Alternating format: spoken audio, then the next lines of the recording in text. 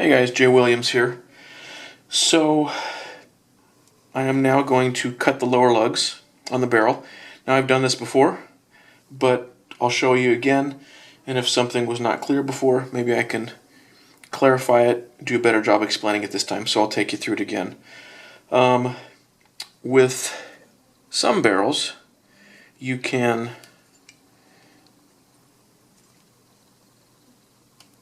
get a drop-in barrel, and the lower lug here is cut to a standard, but the upper lugs here and the lugs in the slide may not engage completely. In other words, when the barrel goes forward and rides up onto the slide stop pin and the barrel gets pushed up into battery, here, this may have a little bit of slop to it because it's not custom fit to your gun. So these lugs may not engage tightly with these lugs. So you get a gunsmith fit barrel like this one, and there's extra meat here, so you cut that yourself and fit it to your exact gun. And it can be a different fit based on how the rails fit to the frame and how deep these lugs are, how deep the lugs are in the underside of the slide. So all those things can affect the fit, and with just an industry standard or a generic cut here, there might be some slop in it. So you cut it yourself, and the idea is that you'd get maximum engagement of these lugs with the lugs in the slide. This would be pushed up into battery as far as it possibly could, and it'll give you the tightest lockup so that you have the best accuracy. That's the idea behind cutting these lower lugs yourself, getting a gunsmith fit barrel and cutting these yourself. So we put the barrel in here, push it into engagement, engage the lugs, put the bushing in there, and then you've got a couple tools that you need to do this. This is one tool that you need. And again, the idea is that this barrel gets shoved up as hard as possible into engagement. Actually, there's one more tool that I need. So there are actually three tools that you need. This tool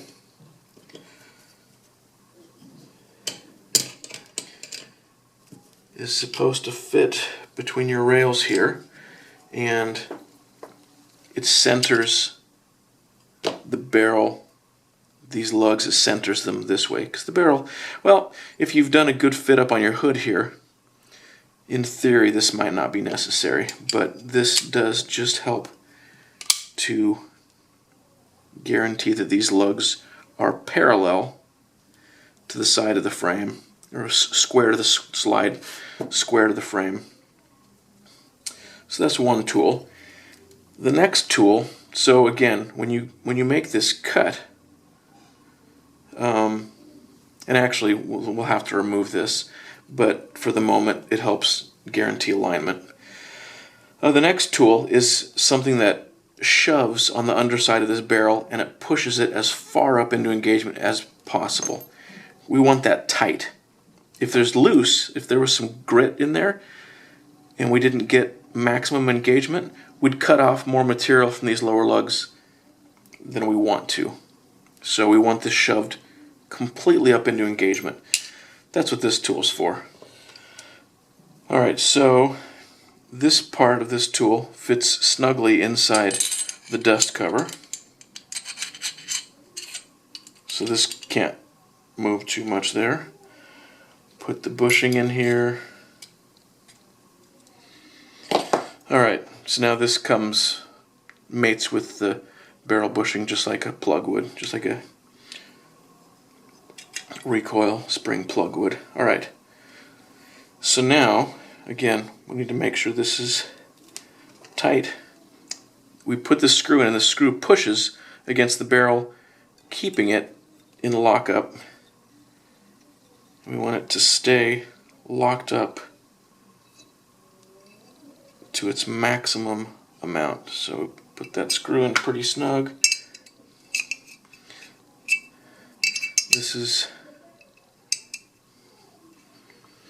We can still see these lugs are centered. This tool fits snugly between the rails. That's centered. Again, if I made the cuts on the side of the barrel hood extension correctly, then this will be lined up pretty well. This just double checks it. Alright, so this is installed. This is square. This screw is pushing up. Yeah, I've overexposed it, but it lets you see that screw down in there. So that screw is pushing hard on the barrel, which forces it into maximum possible lockup and keeps it there while we cut the lower lug. Alright, this helped us make sure this is centered, just to double check. This holds the barrel in tight lockup while we do the cut, and this tool lets us do the cut. Now if you've got a milling machine, you would do all this totally differently, which I'd like to do someday, but for the moment, this is what I've got. So we'll put the slide on here. This cutter will come through here, like that, and you can see this cutter is loose here. This bushing fits in this hole to line up that cutter. There we go, just like that. Now this is a nice snug fit in here. The handle will go on this end right here, and we'll just turn it by hand to make that cut.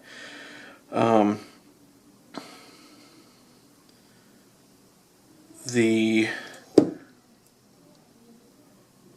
lower lugs on the barrel here will be behind this cutter.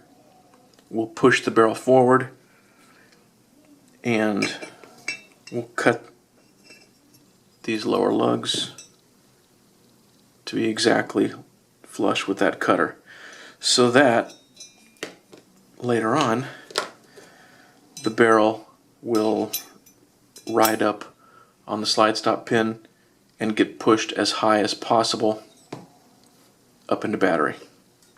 That's the idea. So let's get this thing mounted on a vise and make that cut. Okay, now we are looking through the slide stop pin hole. So we're looking through the frame. I've got the slide mounted on the frame, and we're going to put the cutter through there and start turning it, and then I'm going to push the slide forward, and then what I want to show you here is what we're going to be cutting.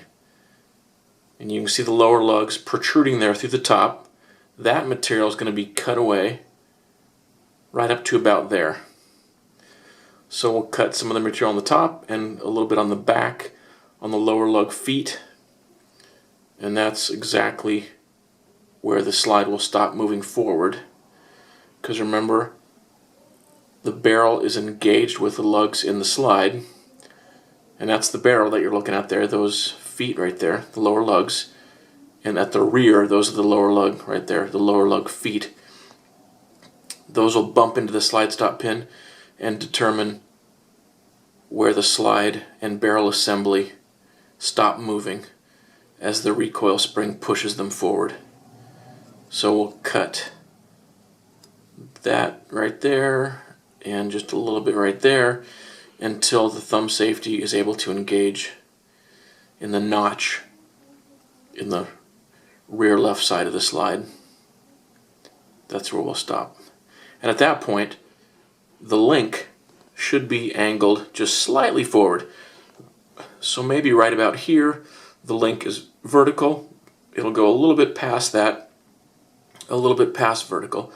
So at this point, the link rotates to the rear and pulls the barrel down out of battery. On the way back, the pin of the slide stop pushes the barrel up into battery until the feet bump into it right there.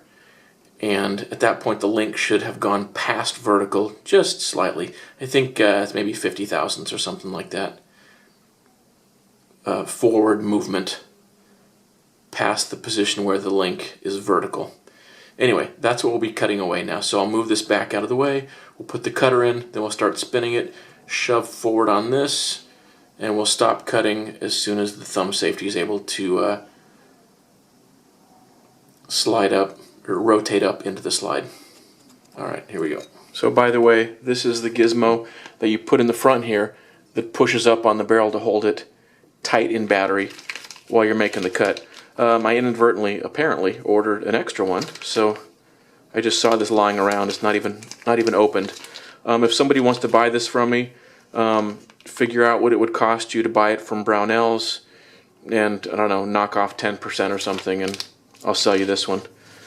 So just leave a comment, let me know, because I don't need two of them, obviously. So I just lost, I guess I'm absent-minded sometimes, so ended up ordering a second one when I already had one. Alright, so what we'll do here, we got to move this forward. Actually, we don't need to move that forward. What we'll do, got my cutter here, got some oil, got my brass Eagle oil can. I'm going to put some oil on that cutter. And this is back all the way so I can slide this thing through. Doesn't go through very far. Alright. And there's a gizmo you can use to shove forward on the back of the barrel. I thought I had one, but looks like I don't. But you could use your hand, or use that pry bar, or even put a screwdriver in here and the blade could push against the thumb safety. I got the thumb safety here, and once I get close, I'll push up on the thumb safety, keep cutting, and when it snaps into place, I'll stop. So for the moment, I'm just gonna push forward with my hand, and actually, you know what I need to do?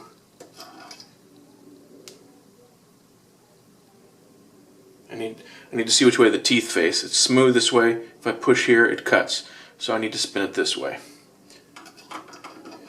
Probably spinning it the wrong way is going to dull those cutters. So,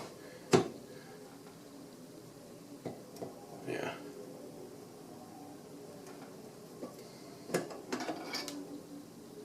Yep, so I need to spin it back towards me. Alright, that's in. Let's push on here, and we'll rotate this thing.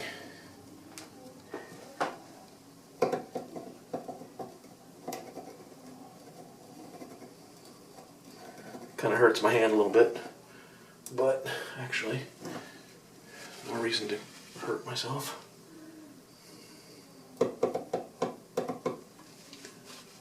Make sure this stays in snug.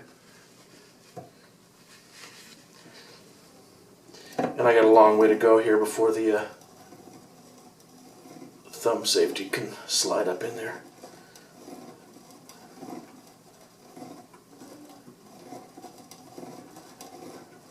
I'm pushing pretty hard on this. Not nearly as hard as you could with that lever, but that's fine. I don't think there's any reason that you need to push as hard as you possibly can. You don't need to push as hard as that lever allows. The lever actually would just make this a little bit easier. I wouldn't need to push so hard on it. Alright, actually, the thumb safety is starting to go up into that notch, so I'm almost done. Pretty quick, pretty easy. Starting to go up in. Doesn't go up all the way. Couple turns. Okay, almost all the way. Alright, all the way. So let me bring you around and show you. So you saw I didn't speed that up. That's how long it took. And someone had asked in comments, does the cutter get clogged? Well, you saw me do this pretty quickly and pretty easily. I'm pretty sure there was little to no clogging of the cutters because it cut very consistently, and you saw fairly quickly. So clogging, not an issue. So, alright, I'm pushing forward pretty solidly on this slide because you know, remember, you got this 20-pound or 17-pound, whatever the spring weight is on the 1911. So I'm pushing forward maybe with a similar amount of force. And that just barely clears that. Does not rub at all. And I would just say there's a matter of a few thousandths space between the front of the safety here and that surface. There's really very, very little extra space. So I think I did that just right. So let's pull this slide back and let's remove this bushing. Essentially that's what this is. This just acts as a bushing to support the other end of this cutter shaft. That's back. Let's pull this out. Let me get you a close-up of that. Again, someone asked about it clogging, so you can see what's the chips that are in there. All right, I'll give you a close-up on this. There's a little debris left in here from where I pulled the cutter out, but that's irrelevant. So let me give you a close-up on these guys. All right, so this is inside the frame, and you can see there's just a few chips in there. Not a lot. You can see those chips, and I'll clean that off so we can get a better look at it and see the cuts and see if the feet got a good cut back into them onto that vertical surface at the rear of the lower lugs there, or at the rear of those cuts. We'll see if we got a cut into the feet so that we have a nice surface to stop against. Alright, there's the cutter. So you saw how quickly and easily it went. Very quick, very easy. You know, what did I do? I didn't count, but 20 turns of the handle or something. Put some oil in there, make those cuts really quick. I didn't feel like the cutting ever slowed down. So to the guy who asked me if the cutter gets clogged, I would say no. I would say it cuts great very quickly. And you saw that it was relatively easy. I would say save your money. Don't buy that tool that's a lever to push on the slide. You know, it'd make it a little bit easier, but you certainly don't need the leverage. It would just allow you to apply less force. Maybe I think you don't need to spend the money on it, probably. Up to you, but you saw how easy it was for me just with my bare hand. Alright, so I think I am satisfied that I have a nice seat back on that vertical surface for the barrel to stop against. So I think I went forward far enough. The thumb safety fits perfectly, so that all came together real nice. You know, I'm just real pleased with the combination of a Caspian frame, slide, and the Barstow barrel. Super easy to fit this thing. You get good lockup. Actually, I'll go ahead and measure the lockup to see how much it is. But in my opinion, it's a great combination if you want to build a nice custom 1911. So I think I'm real pleased with that. Just got to round off those front corners, and that'll be that. Alright, so I got my magnifying hood on and my needle file. Just going to take this corner off, and then I'll put some layout fluid on here and put them in the gun and take off only as much as I need to for the thing to function.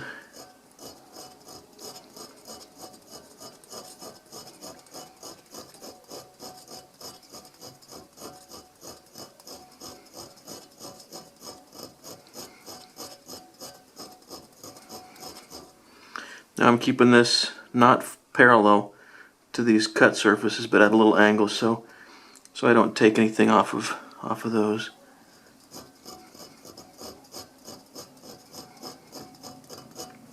Now this is where having a milling machine and the Wiegand jig would be super, super awesome.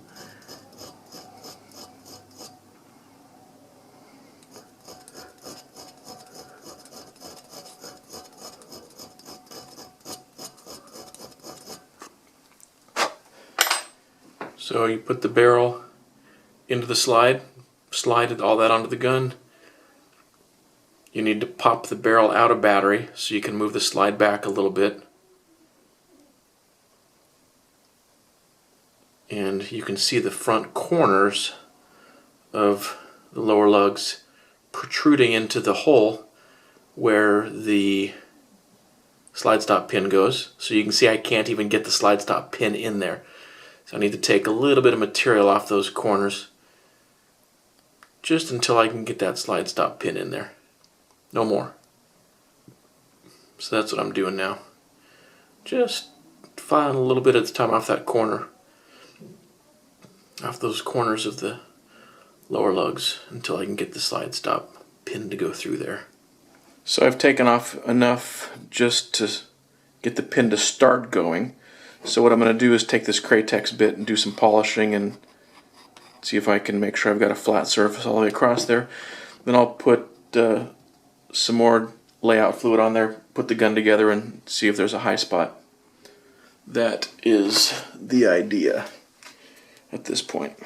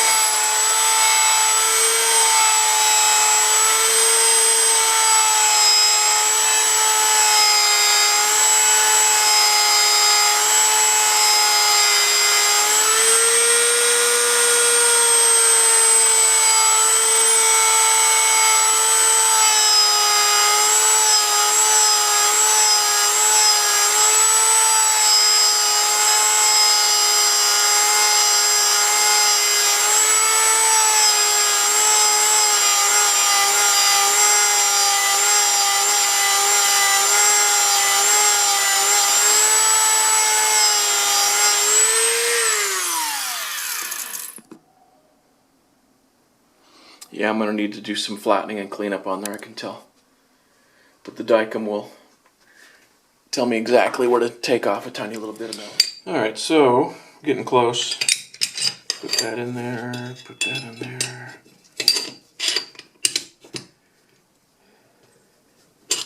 And depending on where the slide is, I get a little bit different fit. So I'm just trying to take it slow. The further forward this is, the easier. This will go in. You can see it goes all the way there. It won't go all the way forward. Actually, okay, it does, which it ought to. There's no link in there, so going back, the lower lug just bangs into the frame bridge. Since there's no link to pull this down, so I'll pop this out if I can. There we go. And now, won't go back. So the barrel comes down, so the front corner of the lower lugs is catching on this, on the slide stop pin. So the Dicom blue should show me where I need to take a little more off.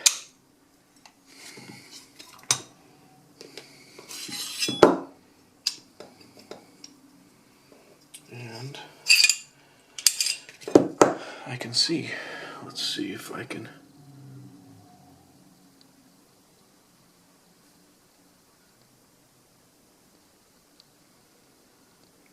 It's a little hard to tell. I can see something with my naked eyes right there. And right there too. That's about where I thought. So I'll take a little more off the front there and try again. Alright, so I gotta tell you, it's a challenge to get those lower lugs just right. Cutting them is easy, but then rounding off that front nose and getting it just right is a big challenge. I can't wait for the day where I have a mill and the weekend jig, and I think that'll make it so much easier. But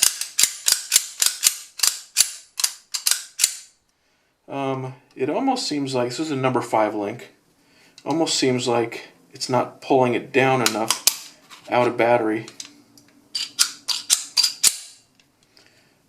to get the barrel low enough for the slide to come back. This is a little bit almost too close right here, but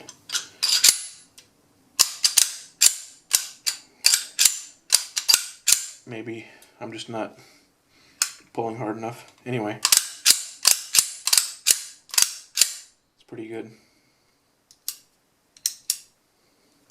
And actually, after the fact now, it sort of seems like there's almost too much space here. But actually, this isn't what's critical, I think. I think if I hadn't cut quite as much on the lower lug, so that this maybe was a few thousandths closer to the front here, I think I wouldn't have cut back enough into the front of the lower lug feet, so it wouldn't be, the back of the lower lug feet wouldn't be seating enough on the slide stop pin. So I think this is pretty good, even though there's a little more space here than I thought. I don't think that's a problem. I think I did the correct amount of cutting when I cut the lower lugs. So that's where I'm at. So here's what let's do. Let's measure.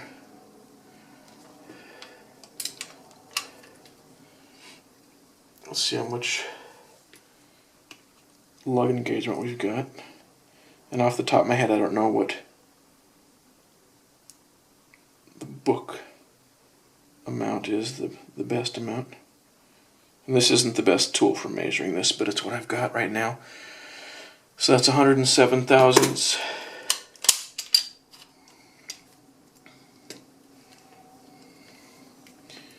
And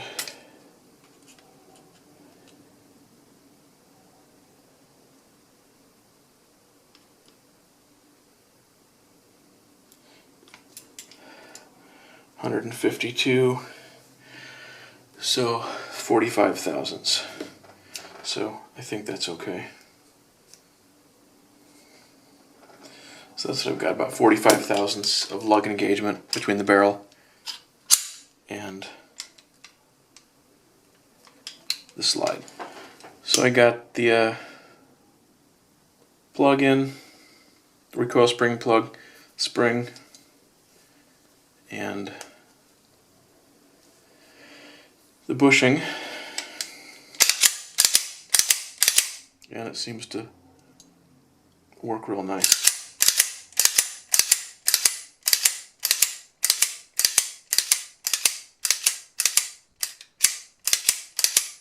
I like it.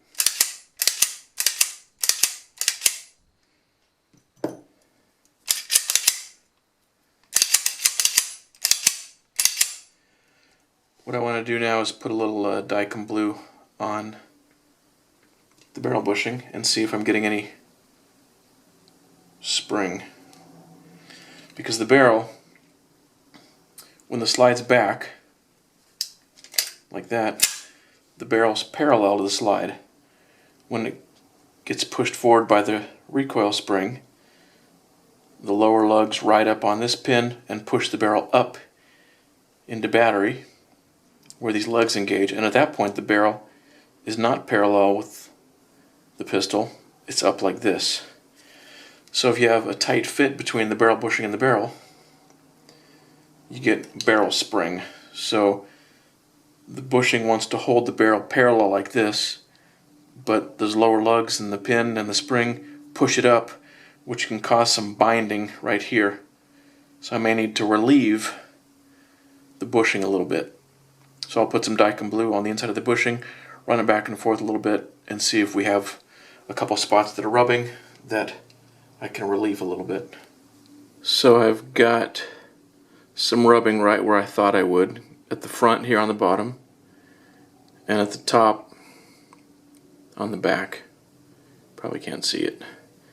But So the barrel comes up at an angle like this. It's normally parallel, but when it rides up on the lower lugs, it gets pushed up like this. And there's a snug fit in the front half of the bushing here. So the top of the rear rubs a little bit, and the lower part of the front rubs a little bit because the barrel gets shoved up like this. So it's just what I would expect. So what I'll probably do is take the stone wheel on my Dremel and just super lightly, this is hard to get much in here if it's not small and that stone is small, just take a tiny bit off the front and a tiny bit off the back where I see those rubs, just to relieve it a tiny little bit. After just a tiny bit of relief in the barrel, then I polished it with that Kratex wheel again. Huh. I could be dreaming, but it seemed to make a drastic difference. Primarily in it coming out of battery.